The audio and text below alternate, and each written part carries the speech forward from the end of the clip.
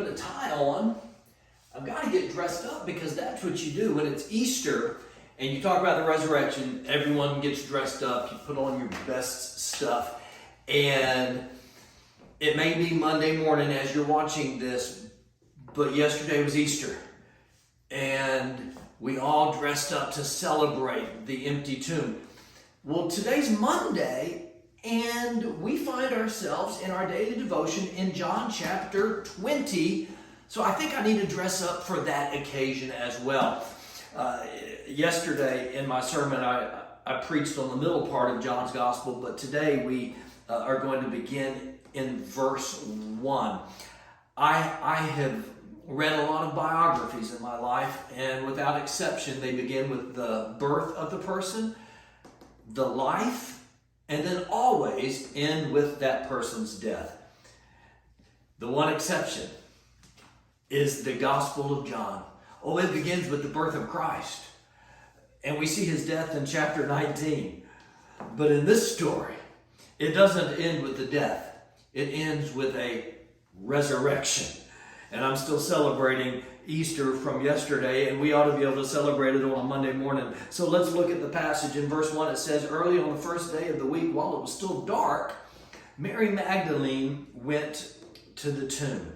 She gets there and sees that the stone has already been rolled away." So in verse 2, it says, "She came running to Simon Peter and to the disciple who Jesus loved." Whenever you read that, the disciple who Jesus loved, that's always the Apostle John. So she's running, and she gets there, and she says, "They've taken the Lord out of the tomb. We don't know where they have put him." So now Peter and John, they start heading for the tomb, and they're both running, according to verse 4. And John, who wrote this, makes sure that he points out that he got there first. It says that he outran Peter.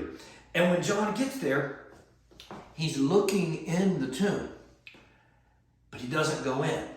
He sees the strips of linen lying there that they had wrapped Jesus with, but he doesn't go in. Now Peter, finally, huffing and puffing, Peter finally gets there, and in typical Peter fashion, he blows right past John. He ducks, goes straight into the tomb. And after Peter went into the tomb, it says in verse 8, finally the other disciple went inside as well. And in the end of verse 8, it says, they saw and believed. Then the disciples went back to the place where they were staying. There's a lot of running taking place in this passage. Mary Magdalene sees an empty tomb and she sprints to tell Peter and John. Peter and John then ran to the tomb and they saw it for themselves, and then they ran to tell everybody else. I know that yesterday was Easter, but can we learn a lesson from these on that very first Easter 2,000 years ago? There's someone you know who needs to hear this incredible news that Jesus Christ has risen.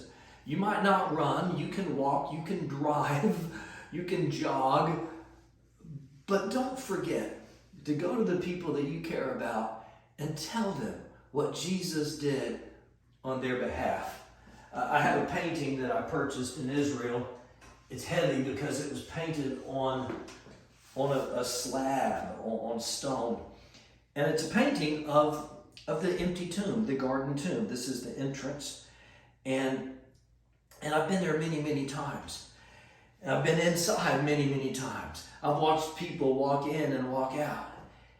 And everyone who does walks out in the spirit of worship. This tomb is empty. I keep it by our kitchen table.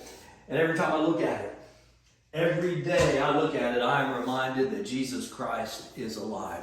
Yesterday was Easter, but don't wait 365 days to celebrate that good news.